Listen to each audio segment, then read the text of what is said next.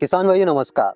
दोस्तों, सोयाबीन की बुवाई लगभग सभी जगह हो चुकी है और जहां पे नहीं हुई है तो वो किसान भाई 15 जुलाई तक सोयाबीन की बुवाई कर सकते हैं। अब सोयाबीन की बुवाई हमने कर दी।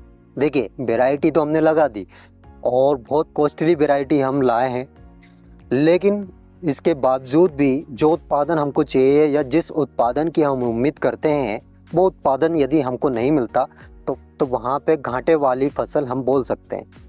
लेकिन गलती हम कर कहाँ पे रहे हैं? सबसे पहली बात, खाद उर्वरक में एनपीके का फंडा यदि आपने समझ लिया तो 101% गारंटी मेरी है, आपको एक बेहतर उत्पादन लेने से कोई भी नहीं रोक सकता। अब ये एनपीके का फंडा क्या है उसके बारे में भी हम डिटेल में समझेंगे।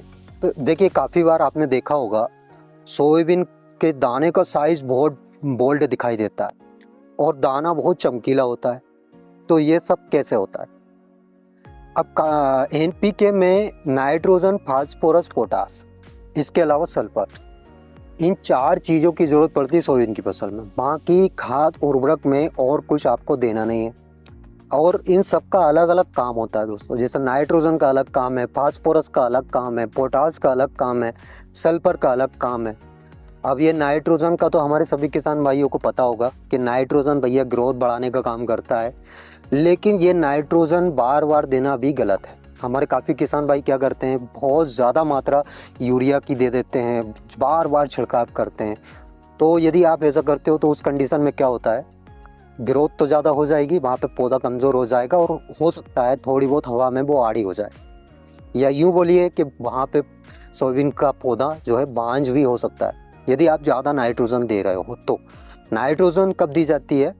जब हमारी फसल में ग्रोथ नहीं हो रही होती है या फिर हमने खरपतवार नाशक दवाई का छिड़काव किया, इसके बाद ग्रोथ रुक जाती है। तो उस ग्रोथ को बरकरार रखने के लिए या फिर बढ़ाने के लिए हमको नाइट्रोजन देना पड़ता है। नाइट्रोजन 2 भागों में दी जाती है, पहला बुवाई के समय और दूसरा 20-22 दिन की उम्र में। अब ये नाइट्रोजन सिर्फ 25 से 30 केजी दी जाती है। 15 केजी तो हम बुवाई के समय दे देते हैं, 15 केजी आपको 20-22 दिन की फसल जब हमारी हो जाए तब आपको नाइट्रोजन देना है। अब ये नाइट्रोजन के साथ एनपीके 19-19-19 भी आपको मिला लेना है। इसमें नाइट्रोजन, फास्फोरस, पोटास सब बराबर मात्रा में होते हैं। तो उसको यदि आपने मिला लिया तो वहाँ पे और अच्छा रिजल्ट देखने को मिलेगा। देखिए, इन सब में कंफ्यूज बिल्कुल मत होना कि 19-19 का छिड़काव आपको कब करना है, 0-52-34 का छिड़काव आपको करना है, 0-0-50 का छिड़काव आपको कब करना है। ये छिड़काव आपको स्टेज के हिसाब से करना है। जैसे अभी 20-22 दिन की उम्र में हमने 19-19 दिया है।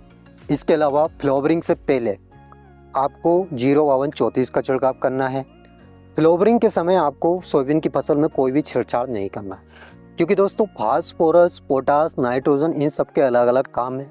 अब फास्फोरस का हमारे किसान भाइयों को पता नहीं होगा कि फास्फोरस क्या काम करता है। ये फास्फोरस पौधे को मजबूत बनाने का काम करता है। तो इसके अलावा पौधे का हरा भरा रहना लास्ट स्टेज तक ये बहुत ज़रूरी है।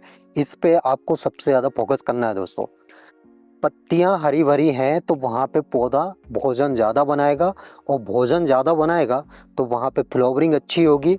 इसके अलावा फल भी अच्छा लगेगा और वहाँ पे उत्पादन आपका बढ़ेगा। मतलब सीधा सा मतलब ये है कि पौधे में जो प्रकाश संश्लेषण की जो क्रिया होती है भोजन बनाने की, वो कहाँ से होती है? पत्तियों से। और पौधे को हरा भरा रखने का कौन काम करता है?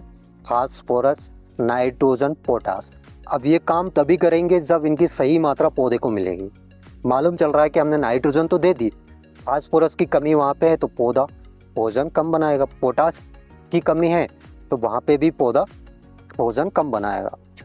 पत्तियाँ किसी भी कारणवश यदि डैमेज होती है या मुरझाती है तो वहाँ पे पूरा पौधा कमज़ोर हो जाएगा और कमज़ोर हुआ तो सीधा सा मतलब है उत्पादन वहाँ पे गिरेगा। अब ये पोटास का क्या काम रहता है? आपने काफ़ी बार देखा होगा, बहुत ज़्यादा बोल्ड दाना आपको दिखता है और बहुत चमकीला। तो ये बोल्ड और चमकीला, ये मतलब दाने का साइज कौन बढ़ा रहा है? पोटास और फास्फोरस। और दाने को चमकीला यानी दाने की क्वालिटी कौन बढ़ाता है? वो भी पोटास बढ़ाता है। ये तीनों मिलजुल के काम करते हैं। एनपीके का फंडा सिर्फ और सिर्फ इतना ही है। अब 0-52-34, 0-0-50, ये आपने इन सब का शेड्यूल या स्टेज के हिसाब से नहीं छिड़काव किया तो वहाँ पे खर्च तो बढ़ेगा ही बढ़ेगा, क्योंकि हम तो डाल ही रहे हैं, लेकिन सही समय पे हम नहीं डाल पा रहे हैं, तो वहाँ पे हो सकता है आपको रिजल्ट कम देखने को मिले। इसलिए स्टेज के हिसाब से शेड्यूल बना के छिड़काव आपको करना है। मतलब ये सब शेड्यूल आपको बना लेना है कि आपको कब 0050 का छिड़काव करना है, कब 05234 का छिड़काव करना है, कब 1919 का छिड़काव करना है। इसके अलावा सल्फर, देखिए दोस्तों, सल्फर की कमी हमारे इंडियन सोइल में बहुत ज़्यादा देखी जा रही है। सल्फर और जिंक, मतलब काफ़ी बार तो ये देखने को मिला है कि सल्फर की कमी से फलियां गिरने लगती है। अब काफ़ी लोगों का ये मानना रहता है कि भैया रात में वो एक कीड़ा आता है और वो फलियां काट देता है, इस वजह से फलियां गिरने लगती है।